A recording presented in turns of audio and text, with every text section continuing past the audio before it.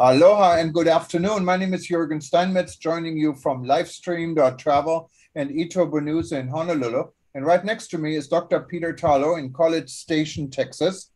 The weather now in Honolulu, we had horrible weather here. Actually, still have a state of emergency with flooding. Luckily, where I'm at, yes, there has been a lot of rain, but it's dry now. Actually, I see the sun coming out, and it looks like things are looking a little bit brighter in Hawaii. How are things in Texas today? Things were really beautiful in Texas. So if you say aloha from Hawaii, I'll say howdy from Texas. And today was just a beautiful day. We had a low in the 60s and a high around 75. We had a perfect Hawaii day, but it was in Texas. Low humidity, blue skies, and really nice sun. So we were very, very lucky. But I understand on the East Coast of the United States, they're expecting some cold, very cold weather and possible snow. So I guess I'm very thankful to be in warm Texas, and I'm glad the sun is coming back to Hawaii. I bet you have a beautiful rainbow, and that'll start the back to paradise plans of the people of Hawaii, because you normally have beautiful weather in Hawaii. No, we have nice rainbows, and I'm sure we're going to see one or two because we're like in between now. I heard we're going to have a little bit of weather still in the next 2-3 days, but the sun is coming out where I'm at. And on Oahu, on the island where I'm at, it's quite different. You can have a completely different weather pattern on the other side of the island, on the windward side, than here. So here it's always, even when it's bad, it's not as bad as the other side. But I understand Haleiwa, the North Shore, Kailua has been really soaked, and they have people in shelters, and they're now, I guess, going back home. And so I haven't been on the other side yet, but I hear it has been quite bad. And Oahu was actually the most affected island. And here, surprisingly, blue sky, I see it over the ocean, so that's good. But well, let's hope that the weather clears and that there are no deaths and not too much physical damage, because I know that's always a terrible thing. And there are lots of poor people in Hawaii, and when the weather is really bad, I don't know, if it doesn't impact their housing and their homes. So let's pray that no one got hurt. Yeah, definitely. And talking about rebuilding is also about the new the new part of the virus. And I think there's some good news really coming out, both from the United States, and it started actually from South Africa when the virus was first detected. And I think it caused some of the frustration in Africa that doctors always said it's really not that bad. It might be more contagious, but it's very light. And so far, I heard there really hasn't been anyone dying and hardly anyone hospitalized. So, Peter, what do you think? I mean, we closed the borders. So are we going to open the borders as quick as we close them? It'd be nice. I think that, we don't close borders when people have colds. And we don't close borders when people have the flu. And we assume that people who have a cold or have flu are smart enough just to stay home and not to travel. And I think the same thing, appears. And if that appearance is correct, and that's always an if, but if that appearance is correct, that this is basically like having a cold and nothing more than that, then it seems pretty silly to be willing to destroy an entire industry, people's lives, people's economies, people's well-being, especially prior to the Christmas and New Year holidays in the Western world.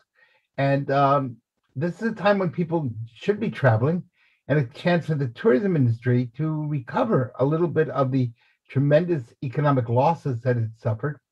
And again, if we discover that it's nothing more than a bad cold or the equivalent of a bad cold. So you know what? People get colds from other people also. We do have masks today. We hopefully most people are being vaccinated not only against COVID, but also against influenza. And that will permit, I think, travel. So I think this concept of constantly closing travel is really a negative. And at this point, the world really needs to come and learn to live with COVID. It's going to be here for a long time. We might as well get used to it. And let's figure out a way that we can coexist with it and not destroy ourselves. Because I think COVID is hurting us more. We are hurting ourselves more than COVID is hurting us. And that's not smart. And Peter, and of course, this is an international issue. I mean, here in the United States, at least here in Hawaii, I don't see a lot of difference between before we had the new strain and after. So things pretty much are the same. But when it comes to international travel, specifically in the southern part of Africa, is pretty much isolated because of it. And so is Japan. So it takes the international leadership to really wake up the world and say, okay, look, I mean, we did this. The UK closed the border, was the first country. So let's try to reverse it as quickly as we can. We did it the other way because we're all learning going through this virus. And sometimes I think that politicians are afraid to admit that they made a mistake or they overreacted. And of course, the Africans are very upset because they feel that it was kind of discrimination against Africa. And I don't know if that's true or not true, but what I do know is that there's no reason at this point to isolate Africa or any of the other places. And if we see that it's nothing worse than a cold, we don't stop the world for a cold, and we shouldn't be stopping the world for this. Now, if it's worse and there are other effects that we don't know about, then obviously other precautions have to be taken. But so far, we don't know that. No, absolutely. And it's altogether, it's a fragile world. I mean, we discussed earlier the situation in Ukraine and Russia, that hopefully is not going to escalate too much more. Of course, it would be tragically, the United States are really preparing a plan how to evacuate US citizens from Ukraine if something more severe would happen. The last thing in the world that European tourism needs, and we're not going to get into the politics of it, but let's talk about the tourism politics of it. Could you imagine what would happen to a very fragile tourism industry, especially in Europe, if all of a sudden now there is a war taking place, the United States puts on huge sanctions. Of course, much of Europe, for good or for bad, is dependent on Russian oil and gas. The pipeline is cut off. Who's going to want to go to a place like Germany or Belgium or Holland to a hotel and freeze? And that would basically cause rationing through a good part of Europe. We're going to be back to the 1950s. So not only that, if you look at the situation, it's not only the tension we're right now sensing in Russia and Ukraine, it's the tension also in Turkey and in other countries.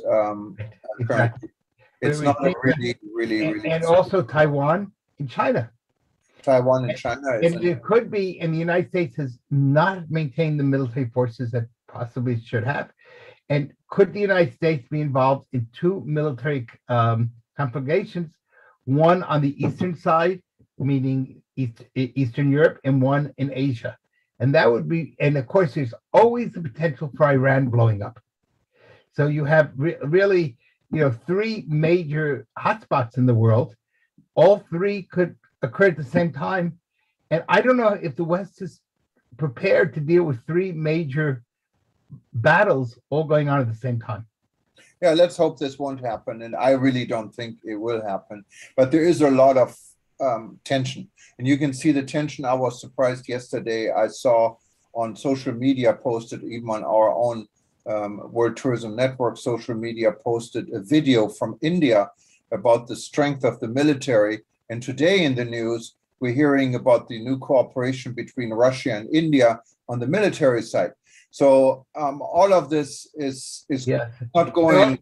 The Russian foreign minister is now coming on Sunday to Israel to discuss Russian-Israeli cooperation and how that could impact Turkey. And of course, the Israelis and the Indians have a new 10-year security pact. So all of a sudden, you're seeing something like in the Balkans in the 1920s, 1910s, I guess, prior to World War I, with the potential for all sorts of nation realliances could take place, and that could create really lots of chaos in the world. And tourism is chaos abhorrent. When people are afraid, they don't travel. And so they've been afraid because of COVID. And now, if we add to it the equation of political instability, that's almost a death knell for the tourism industry. So it would be a really difficult situation, to say the least. And of course, luckily, we're not there yet, not even close. So we shouldn't overreact. But No, these we're are not going to overreact. But hopefully people are paying some sort of attention. The tourism industry, of course, doesn't have control the political world, and we understand that. But the tourism industry should be prepared to be thinking always best scenario and worst scenario. And how do you deal with a crisis if it comes along? You don't want to deal with the crisis after it happens. You want to, in good crisis management, be prepared. Should this happen, how will I react? What's my plan? You can always modify a crisis plan, but you don't want to create a crisis plan once a crisis has already occurred. You want to have something prior on which to work from. Well, Peter, we're living in exciting times, and it never stops. So every day is another height of something. Yes, yes, it's no doubt about it. But there are other parts of the world that really are starting to think through.